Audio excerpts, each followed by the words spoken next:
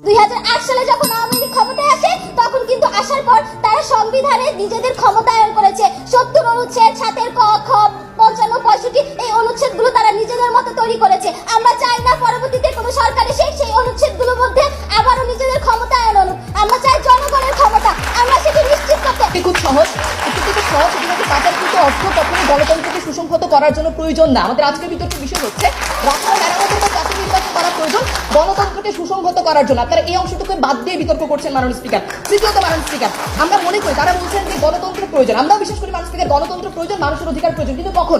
এটা তত্ত্বাবধায়ক সরকার না, এটা 111 সরকার না মাননীয় স্পিকার। এর সাথে প্রথম বৈঠকে বলেছেন আমাদের চিন্তার সংস্কার করতে হবে। মাননীয় স্পিকার, চিন্তার সংস্কারের কি আদৌ কোনো শেষ আছে? প্রধান উপদেষ্টা তিনি বিপ্লবী ছাত্রদের সাথে বৈঠকে বলেছিলেন স্বপ্ন পূরণের আগে থেমে যেও না, আর আজকে আমাদের সরকারি দল বলছে থেমে যাওয়ার পর, শেষ হওয়ার পর তারপরে নির্বাচন দিবে। এদিকে বাসের যে কুঞ্চি বড় 2008 সালে যখন আওয়ামী লীগ ক্ষমতায় আসে তখন কিন্তু আসার পর তারা সংবিধানে নিজেদের ক্ষমতায়ন করেছে। 70 অনুচ্ছেদ, 7 ক, খ, 55, 65 এই অনুচ্ছেদগুলো তারা নিজেদের মতো তৈরি করেছে। আমরা চাই না পরবর্তীতে কোনো সরকার এসে সেই অনুচ্ছেদগুলোর মধ্যে আবারও নিজেদের ক্ষমতায়ন আনুক। আমরা চাই জনগণের ক্ষমতা, আমরা সেটি নিশ্চিত করতে আমরা চেঞ্জি যারা এই গণবিপ্লবের সরকার এনেছে আমাদের আন্দোলনের মাধ্যমে। 36 দিনের আন্দোলন কিন্তু মাননীয় স্পিকার ঘুমিয়ে ঘুমিয়ে করে আসেনি। মাননীয় স্পিকার নিজের শরীরে রক্ত দিয়ে মুগ্ধার মতো, আবু সাইদের মতো মানুষের রক্তের বিনিময়। সে তো রাষ্ট্র সংস্কার কিংবা রাষ্ট্র মেরামতের মধ্যে কিন্তু আর্থিক সংস্কারও আছে, যেটি ছাড়া বাংলাদেশ ব্যালেন্স হবে না। তো 15 থেকে 20 বছর পর যদি পাচারকৃত অর্থ ফিরিয়ে আনতে হয় তাহলে কি নির্বাচন 15 থেকে 20 বছর পর হবে? খুব সহজ, একটু থেকে সহজ কিন্তু পাচারকৃত অর্থ কখনোই গণতন্ত্রকে সুসংহত করার জন্য প্রয়োজন না। আমাদের আজকের বিতর্কের বিষয় হচ্ছে রাষ্ট্র মেরামতের পর জাতীয় নির্বাচন করা প্রয়োজন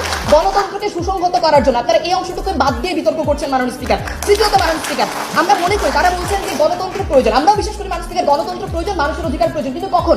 এটা তত্ত্বাবধায়ক সরকার না, এটা 111 সরকার না মাননীয় স্পিকার, এটা অন্তর্বর্তীকালীন সরকার মাননীয় স্পিকার। অন্তর্বর্তীকালীন সরকারের দায়িত্ব এক সরকার থেকে আরেক সরকারের হাতে যখন আপনি ক্ষমতা হস্তান্তর করবেন তখন এক সরকার থেকে আরেক সরকারের হাতে গণতান্ত্রিক প্রক্রিয়া আসলে নির্বাচন দিয়ে আপনি তাকে হাতে ক্ষমতা হস্তান্তর করছেন কিনা সেটা নিশ্চিত করা মাননীয় স্পিকার। অন্তর্বর্তীকালীন সরকারের উদ্দেশ্যটা কি মাননীয় স্পিকার? ডক্টর মোহাম্মদ ইউনূস 20 বছর ক্ষমতায় থাকার জন্য আসেননি। তিনি বলেছেন মাননীয় স্পিকার যে মুহূর্তে জনগণ মনে করবে আমাকে তাদের আর প্রয়োজন নেই, ওই মুহূর্তে মানুষ ওই সরকারকে আমরা মাননীয় স্পিকার জিনিস করে দিব। আমরা মাননীয় স্পিকার, আমরা যদি আরেকটু পিছিয়ে যাই তাহলে আমরা দেখতে পাবো এই বাংলাদেশের আমরা নাগরিকরা যখনই কোনো অধিকার নিয়ে কথা বলতে চেয়েছি তখনই আমাদেরকে রাস্তায় নেমে আসতে হয়েছে, তখনই আমাদেরকে আন্দোলন করতে হয়েছে, আমাদেরকে রক্তাক্ত হতে হয়েছে মাননীয় স্পিকার।